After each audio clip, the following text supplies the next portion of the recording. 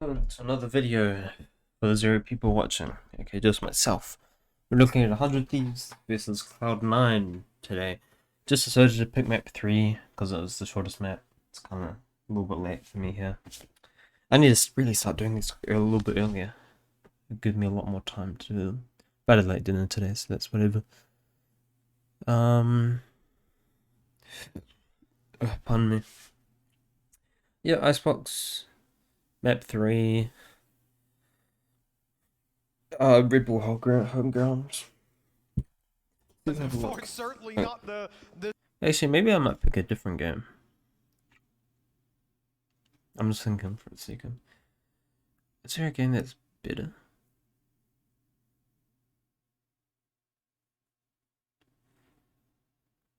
Yeah, just whatever. It's whatever.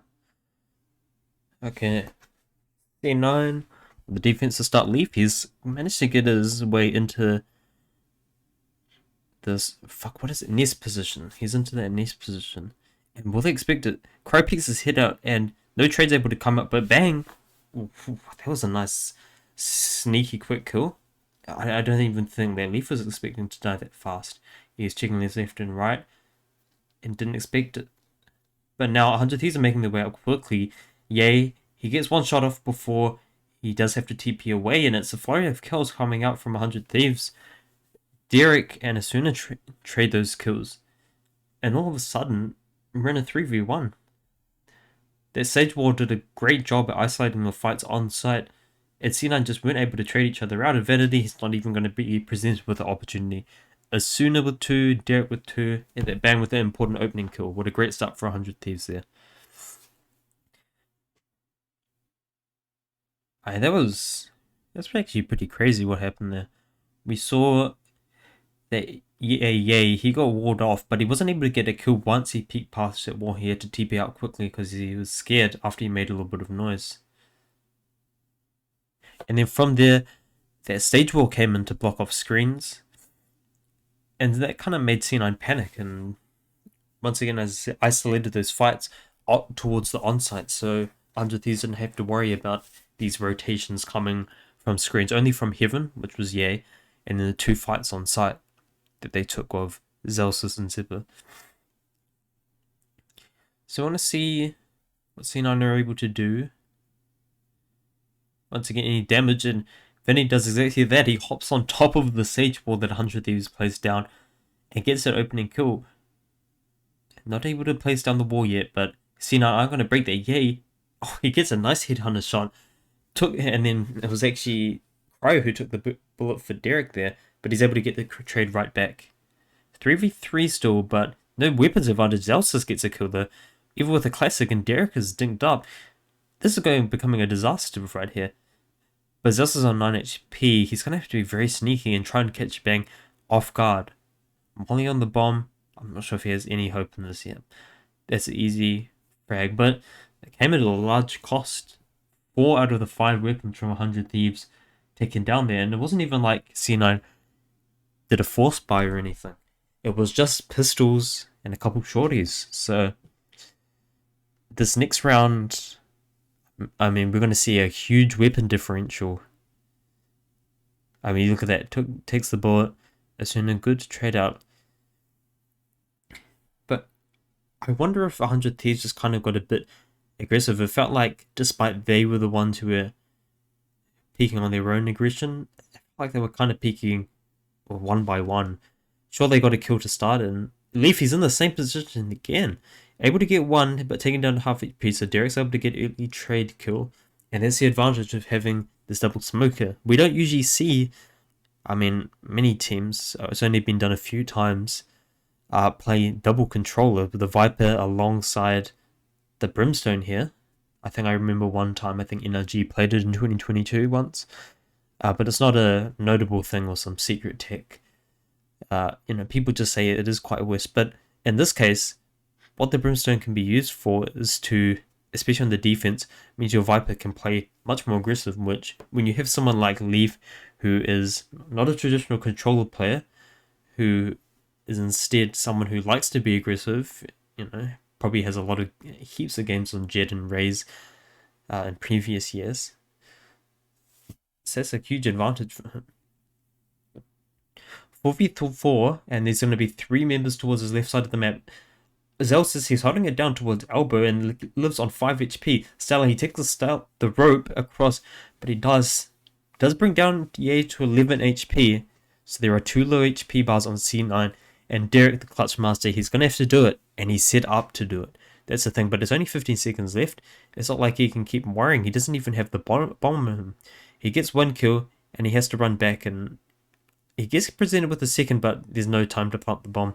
If he had that bomb on him, I would say there might have been a chance, but unfortunate, not able to win the clutch. It's a solid attempt, especially given that 100 Thieves didn't have as good of weapons as C9 did.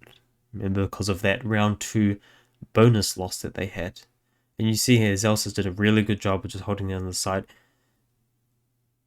Doesn't even die to the Sova ult, meaning he can leave it into a 1v3, use his body as kind of a bait instead. See, that's the thing, even if you're low HP, as long as you get that 1, or even in this case, 2 kills, it's a huge advantage because you can use these number advantage. It's a huge up. What could I say there?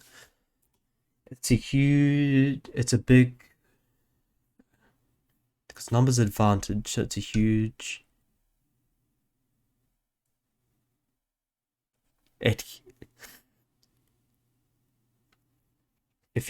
you're able to get that 1 and 2 and get out, that numbers advantage in favor for your team.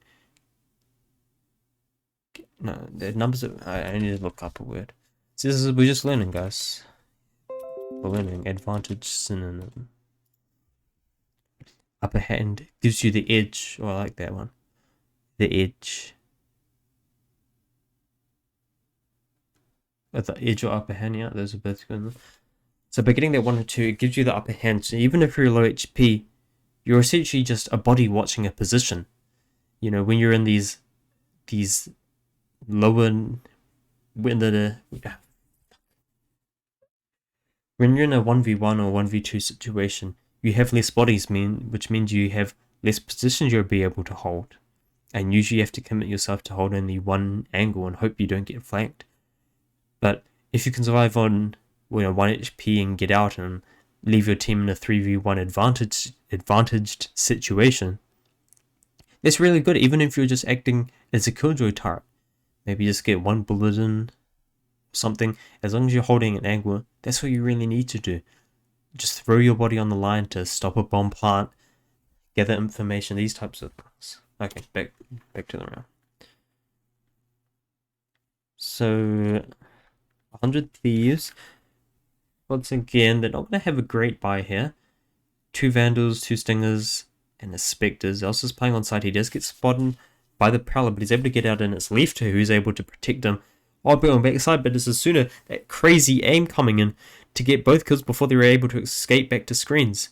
Zelsis, he goes down, but he's in the counter ultimate, but he's out in the open, plus there are no teammates near him, so he's not going to be able to get a revive there. And he's about to go down any second now. And once he goes down, so they're going to use the Fate ultimate to kind of secure that side, make sure that no one on the side of C9 are pushing towards them, so they can get the bomb down. Vanity gets the kill onto... see, I'm a little bit too slow there. I need to focus on like more important information. There's stuff I can explain after. So I can just say, Asuna uses the Fate ultimate to make sure they're not pushing inside. There's a great 2 kills here from Asuna to make sure they weren't escaping through screens. Uses the Fate ultimate to push C9 back, and so they can secure the bomb plant. Blah blah blah. And then Vanity gets the trade, leaves it into 1v3 or something. And then I can, during timeouts like this, or after the round, I could say there's a really good use of the Fate ultimate there. 100 Thieves, they didn't want to rush the bomb plant too quickly, which I really liked, because a lot of teams, they can say, oh yeah, we got the 2 kills on screens, we know one's playing on site, let's just make sure we get the bomb down. And that happens a lot in ranked games as well, that people are too eager to get the bomb down.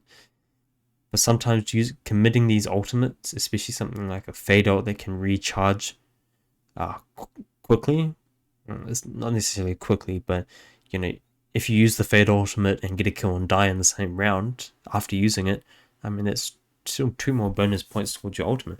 So it's really good just to secure the round and make sure that they're not pushing, because they can't push into you. Plus where exactly they are and how many. They can't be when you start to commit to that bomb plant, they can't just randomly decide to push into you. Just really good job. Now it's going to be C9 on the pistols, but we saw what they did in that second round, brought it down to 1v1, which was super impressive. But I think, especially after what happened there, I don't think 100 Thieves are going to be so... What's the opposite? Wary? Is wary what I'm thinking? Wary.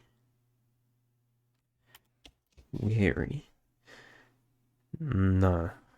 What's the opposite of cautious? Antonym. Reckless. Reckless is in the opposite. Oh wait. Oh, cautious. No, cautious is the right word. Holy fuck, I'm stupid. I even said, yeah, they're not gonna be as reckless. That's what I said, because I said they're not gonna be. So they're not gonna be as reckless. They're gonna be a bit more cautious. They're not gonna be as reckless as they were on round 2. They've been quite quiet here towards this B main position, but they haven't taken any contact yet. No noise has been made. Just that Viper wall put up, but there's no signs to indicate that they are going to commit to a B push here. And C9 don't know it either. A smoke does go down, but that doesn't mean anything. The drone does a good job of scanning out yellow, which means that 100 Thieves can quickly push towards the site, secure it, and get the bomb plant down after a little bit quick exchange. And wow, that's bold. C9 decided to go for a Viper's Pit committer, even with only classics. And the Viper's Pit, it doesn't even push that far out towards 100 Thieves. It's actually quite close. You can see here the Viper's Pit just goes down because they push towards yellow. And honestly, that's a quite an easy cleanup for 100 Thieves. I really didn't like that committal. Usually I would say it's fine, you can commit the ult just to get your ults recycling. I don't like when people hold on to ults for too many rounds or for too long. But I just felt like it was kind of a brash use of it. There was a really nice spray transfer there for Asuna. He's been really on point. And that's something to always look out for Asuna. When he's on fire, he does these super clean plays where he's just flicking to enemies. And you saw right there, so good at controlling his aim, especially when he's on fire. The eye goes down and Crow, trusting his teammate, shoots it for him. So they might not expect him to be that quick. He does place down the TP, but they might have heard that. Oh, he's able to break the knife and get out. Just wanted to make sure, because it wasn't like he 100% knew. But Vanny's down to 30 HP. I wonder how that happened. Bang, he reads Zelsa's going to push up towards Tube. I believe he knew that this was going to be close, and then that's the Fade ultimate committed, because they knew that Bang was in Tube, but they're not able to take any space off that. Sure, it pushes Bang out of Tube, but so now they know that he's not there, and he rotated back towards the spawn. But it doesn't really help them. You really want to be using that Fade ultimate to pressure them off of important places. Asuna pushes through but gets the wrong read, and Zep is able to get the trade kill to bring it down to a 4v4. Bang, he dies quickly because of Leaf. He pushes to the right, and that leaves it down without the Viper's ultimate. And he shows up to the scene and is able to get another kill. Get a kill to even it down, and it's now Vanity left in Snowman. Able to get 1 kill, but he's on 13 HP. And Crow, he's gonna commit to this just in time. And yeah, does he realize he's close? He does. He gets the like. This is actually so hard to be hype when I'm just sitting in my office all alone. Especially since I'm not good at play-by-play. Oh my god. How do people find like casting shows that they work like perfectly with like what's it called? Like what's it called? Like Sponge and Machine are such a good partner.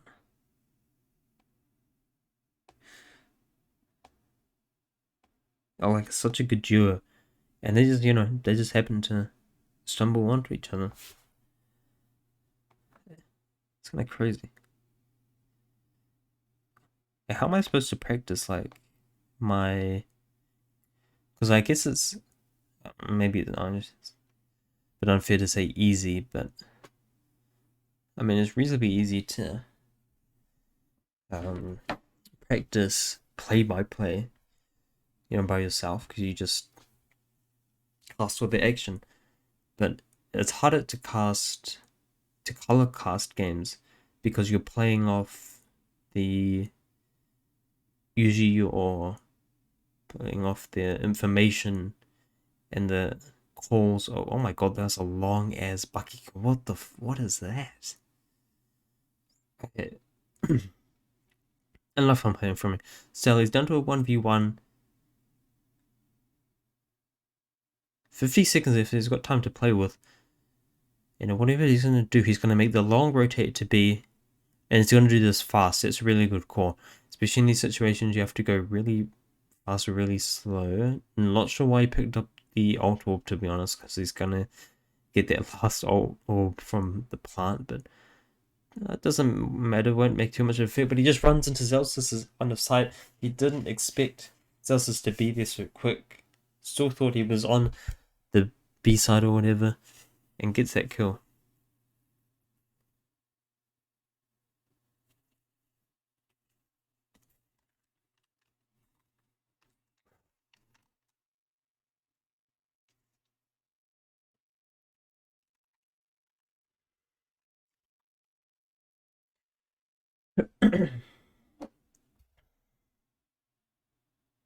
Look at this long ass Bucky kill.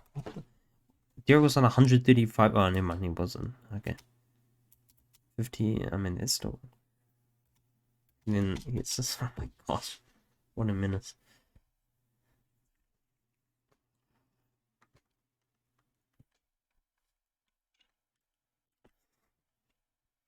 Yeah, I don't know how to understand how to practice like color casting when I'm just like by myself. Because I feel like so many situations just require space. And it's yay.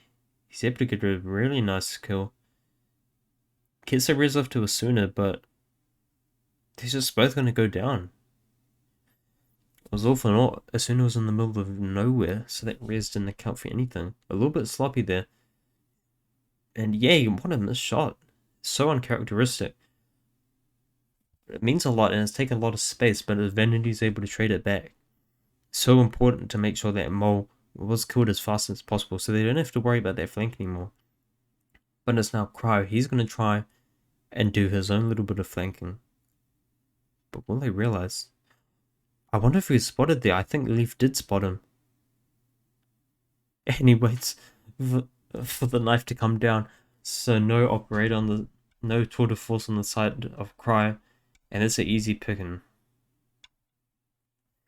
This is a good boy. I think as long as I put in the time to, make a video like this every day, even if it's not 100% effort like I'm doing right now. As long as I'm putting some effort into it. As right now, I really can't be bothered to do this, but I know it's just for the habit. If I commit to like a week or two of doing it, there's a decent chance I'll commit to the whole year. But these first, 2 week or two is the most important to make sure I do get it into rhythm. Because today I just said, no, I'll just do it tomorrow. That's not part of it, so the reason I'm doing it. Anyway, it's been a good game, but I feel like it's been quite messy. Even though 100 Thieves did look strong for most of it, I felt like in that round there were a lot of just straight up misplays. I don't think it's a good idea at all to just go for the res there in the open. I don't think they even committed the Sage Ball. And you can see what happened. As soon as they went for the res, within 2 seconds, Stella and Asuna were just both dead again. And, missed shots. This isn't perfect, obviously, because this isn't, Champions a VCT event or anything. This is just Manchester. Sure, there's a little bit on the line, a little bit of money. You're obviously going to be taking it seriously because this is practice. You want to use as much of these stage games as possible in the off season as proper practice because it's really good. But this is the first time in a long time that we're seeing 100 Thieves on a half buy. Stingers. I nearly called it a scout. What is it called? A marshal. But we've still got youve with that operator. And I think that operators are so valuable in these long range maps because there are so many angles that you can just hold it down. But Cryo, Leaf got distracted by the drone that was over towards rafters. That he's almost like forgot that someone could have pushed it, and it was Cryo who punished him with the headhunter and hunted his head. He did. Bang, pushing close towards this tube position, done a really good job of kind of lurking here. And Vanity, he's playing close by, but will he get the read? Bang, he hears footsteps nearby, and it looks like it's going to be Zelsus and Zeba to meet potentially, I was about to say, flank Bang inside there, but now his position is known. The trip goes off, and they know he is inside tube. At the same time, Stella's trying to commit to the plant, but his Sage Wall is broken, but luckily Vanity doesn't swing to the right, or else that could have been a really bad situation for 100 Thieves. 5v4 position still for 100 Thieves, so I wonder what they're going to do. Asuna's going to play close, but he isn't able to get any damage off. 2 players playing towards yellow, and Derek gets the first, traded up by Zelsus, but taken low as well, and it's Crow going to finish him off alongside Bang, who's able to get these kills onto the side, and now it's just, he's in a 1v2, sure. And he just has an operator though, so he's not able to do anything. And he's going to slowly back away, and it's a round win for 100 Thieves. Or it looks like Cry sneaking up on him, but he just wanted a weapon, and they're both going to back out with a Vandal. So, wow, that was impressive. It all started with an early round pick from Cryo. He was able to bring it into a 5v4, and from there 100 Thieves just slowed it down. So that forced C9 to spread the map, and then from there they played a terrific post plant. Even considering just the post plant itself, technically it was just a 4v4, but they did a really good job at isolating fights and making sure they didn't just die off one by one, and that there was always someone else there to get the trade. So really good job. But C9, they still have enough money, but just for one more gun round. So this is really important, kind of for both teams. Especially as we edge more further and further near the end. If C9 don't win this round, I think we might only be looking at 3 or 4 rounds for them. So this is very important for them to get. Derek, he's going to drone out towards B main, but there is no one who's pushed aggressively here. It's just Vanity, but he's playing towards yellow this time, which we haven't seen, so I wonder if that's going to catch him out, especially given that Derek has used both his drone and his recon dart early in the round, and now Asuna just used his horn. So they still haven't confirmed that Vanity's playing around this position. So it's going to be interesting to see how he plays off this. This is the bonus about playing a double controller, on any map, but specifically somewhere like Icebox, where when you run a double controller, your spikes, your secondary, either of your controller players can focus less about playing like an actual controller and focus more about just making sure they take good fights. Because sometimes the controller, I see like the other day, I was about to explain my thought process. I don't need to explain it. I was about to say, as a controller player, you have to constantly be thinking, can I afford to take this fight? Is the risk worth it? For sure I could get 2 or 3 kills, but if I go down and leave my team if I'm just taking a 1v1 and leaving my team in a 5v4 situation, with no smokes. That's horrible. And it's going to be impossible for them to retake and blah blah blah, this type of stuff. And try and you know, if I go down, they're just going to default, and then it's going to be hard for them to hold all these different checkpoints across the map. But when you're playing double controller, you don't have to necessarily be so cautious in the decision making of which fights you're going to take. And you can just say, oh well, we have our, you know, the Viper or the Brim on the other side of the map. They can just take that fight. But anyway, Vanity backs off, and it's just going to be a simple 5v5 retake. Cryo, he's playing close, but he is going to get out, bring it to a 4v4, with Vanity trading 1-for-1. Two people playing towards yellow, switches it back, two people playing towards main. Cryo, he's going to let them pass. Will this work out for him? He wants to get at least one here, and then create pressure. He doesn't shoot again, and this is his opportunity to line up, and he gets two. It's perfectly lined up, and it's Asuna finishes it off for him. It's Cryo and Asuna doubling up for 7. As I said, that was so important for 100 Thieves to get, for C9 to get, and they weren't managed to get it, so now their economy is going to be broken. But that was a great job from Cryo. I love the patience on them. I feel like sometimes people are too look at this, waits, sees them, could have just taken the shot, even though it would have been risky, but wanted to ensure that he got that kill. Because what can happen sometimes is you get this kill, and even if he only ended up getting one there, he could have just began to hide, because they would have had to start looking for him. They would have had to be worried. So you start to play mind games on them, knowing, oh, there's one behind, but there's also, you know, majority of the team in front. So we want to see C9 here. Not a great buy, but I'm looking for Ye with the only Vandal on the team. See if he can do anything. And he does get a kill, trades it 1-for-1, and he does have that numbers advantage. But look at that. Look how fast they're going towards this A side. It was all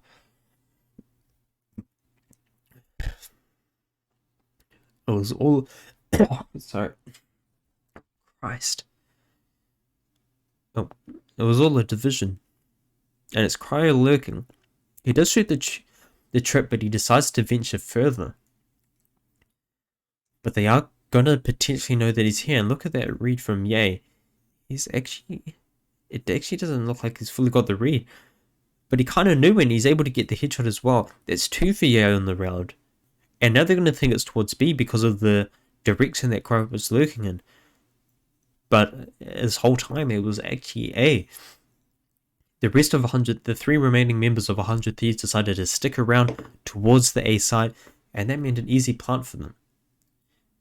But they, however, despite them getting the bomb plant, they still have to defend a 4v3, and it's Ye lurking. Will he have any impact here, or will 100 Thieves be able to get the kills quickly in front of them before that happens? And that's looking exactly what's going to happen. Ye, he has to have impact soon, and he whiffs a shot. Zip, he's able to get the trade and finish for what Ye missed, but the wall goes down at the exact moment, and as Zip, he's able to get the kills, and it's sooner in a 1v2 in a hard position, and he gets the line up. It was so good for him. A round that was in the palm of C9's hands fell through twice. Not only when they're in a 4v3, but a 2v1 situation as well, and it's Asuna to clutch it out. Playing around the rope so well, this wall broke at the perfect time for Zeppa to get the kill, and they knew he was going up here, but they didn't know if it was a fake, and he swings out unexpectedly at the perfect moment and gets the lineup kill. Really good job for 100 Thieves to secure that, and we're going into the final round. 8-3, yeah. That difference can, obviously one round can make a lot of difference, and there's a huge difference between 9-3 versus 8-4. Even if it's just a mental thing. I didn't talk about ults much in this game. We have the Vipers put on the side of Bank, so hopefully they can try and get Bank into a good position. But look how aggressive he's played. Despite having such a crucial ultimate that could potentially be game-changing in a post-plant situation, he's being the one to lurk. It's not Crow, but Bank who's willing to take their first contact. And he might hear Leaf sprinting towards him on the right side. He gets the kill on Divinity, and he forgets the warbang. What was that? He shot through 20 bricks and still gets the kill. Zeppa, he reads the cryo lurk, but I'm not sure if that's even going to be enough. It's still a 2v4 situation. Wall and Bomb is able to come down and bang. As I mentioned, straight away he still is able to pop that ultimate and lock down that entire bomb. And now, 100 Thieves, they don't even need to take these fights. They can just worry about fighting these kind of niche angles, and as soon as it's going to look like he's going to take the first fight, looks away, and that gives us opportunity for Bang to get the kill and even but to get the first and even get a lot of damage on the second, and it's Stella to finish it off. Will look like kind of a messy game. Will look like a messy game halfway through this first half, midway through this first half. Ended up swinging massively into 100 Thieves' favors through some very clean teamwork from not only through some very clean teamwork from 100 Thieves, but great lurks from Bang and Cryo and amazing clutches like we just saw from Asuna. That was really good. It's really good to see. So it's 9-3. And we say this every time. I think you need pistol, but anything's possible in Valorant.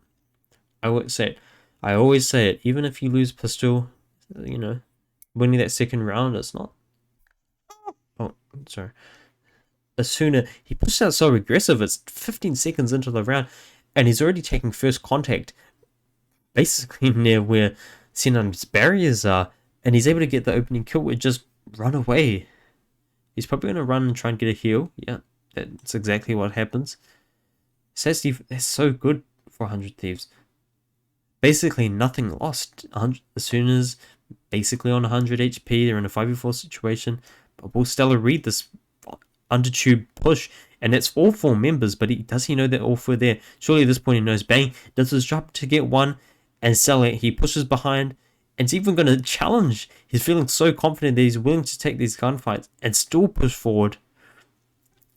Works a little bit onto the second, but it's Derek with the shock dart, able to finish it out. And I mean, this is what you call a clinic.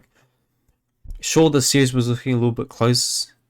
You know, we saw like a 13-11 on Bind, a 39 on Fracture. It looks like these teams were so evenly matched, and it was looking the same way, you know, like a quarter way through this match. But 100 Thieves has just been running through it. I feel, what is that? That's like a 7 rounds. This has been 5 or 6 rounds in a row for 100 Thieves. Able to swing so much with the momentum. Even in these situations where the weaponry feels so close, 100 Thieves just has a way of doing so well. And Zelsus, he tries to go fast to catch up 100 Thieves since they have the lesser weaponry. Since C9 have the lesser weaponry. But doesn't expect Asuna to be balancing on that wall and gets that opening early kill. Still a 5v4 in 100 Thieves' favor, but the bomb is down. So they are going to have to go a little bit faster, and Yate does a really good job of taking up Asuna, who tried to challenge through screens. Low HP onto Cryo, but Bang and Derek are just going to push past. Stella's going to go for the defuse, but the call is made from Bang that he's pushing close, and he's able to get the defuse. 11-3 now to C9. And I mean, this is what happened. This is exactly what we saw last year. This type of teamwork. This is what might continue when we look at tournaments going into early 2023, like the Lock-in tournament in Sao Paulo. This is what happens, because when you look at a lot of the other top teams, they made a lot of changes. Fnatic made multiple changes. Fnatic, C9, NRG. All of these Team Liquid, all of them made at least 2+ changes to their rosters, but it's actually 100 Thieves and Na'Vi who only made these single changes. Happen to both be related to their duelist position, duelist or operator position. And look at this, Cryo and Zeppa are like back to back right now, and he's able to get 2 kills. He was hiding in the own smoke that C9 placed down and used it to his advantage to sting at close range, able to rain out Supreme. And yay, he gets the first kill of a round, sure, but it's a 4v1 still. He has to get an ace clutch if he does want to win this out, and that isn't nearly possible. Oh my gosh. 100 Thieves are so good at reading what C9 are going to do and answering responsibly. And it's going to be Cryo in the back. 12-3. Wow. I mean, that was around that, C9 should have had a huge advantage in given the weapons, but I mean, 100 Thieves made it look so easy. Cryo gets that first kill onto Celsius, and then Zebra turns around, which gives Stella the chance to get the bounce on him. And it's these types of situations where you can really see, well, look at the teamwork. I mean, this doesn't look like a new team, because it essentially isn't. It's one player being slotted into an already existing system. And, I mean, look at that. What? We're on 12 already, match point. Lesser weapons for C9. Only 1 Vandal, 3 Spectres. Not looking very hopeful. Oh, right. Yeah, he does get Tour de Force. I wonder if he's going to trade that Vandal to someone. I hope he does. But he does. That's good. It's an annoying pet peeve that I have when people like have jet knives or something and their teammate is a Spectre and they don't trade. It's like, oh, come on, give it to the guy. You have a Tour de Force or something. You can be using that instead. Don't be selfish. You're already playing Duelist or Chamber. You're already selfish enough. Let the controller mains or the initiator mains start for a second. C9, they have taken a lot of space off here, off the back of their default. Just been quiet. Leaf, I don't think he heard Stella make any steps. And he's going to break the trip and spot out Stella there. I don't think he was able to make the read in time. So there's going to 1v1 happen, and Leaf, he's going to go down, which also means the Viper is going to go down. And it's Cryo getting a kill on towards that A site. And soon it's crumbling also fast for 100 Thieves that I can't even, for C9 that I can't even keep up. And that's the game done. I stumble my words too much, man. Oh, I'm leaking stuff. I stumble my words too much. Which is a bit unfortunate, but I mean, it's that's the purpose of doing this, Fraser. I'm technically only 1% of the way here. I want to do, I've still got 362 more times to do this. Ugh. But yeah, I'll get there. It's not my play-by-play that I want to work on, it's my color cast, which is harder to do admittedly, which is probably why I should make more analytical videos. Anyway, thanks for watching. I know no one's listening, but thanks for watching. Bye-bye.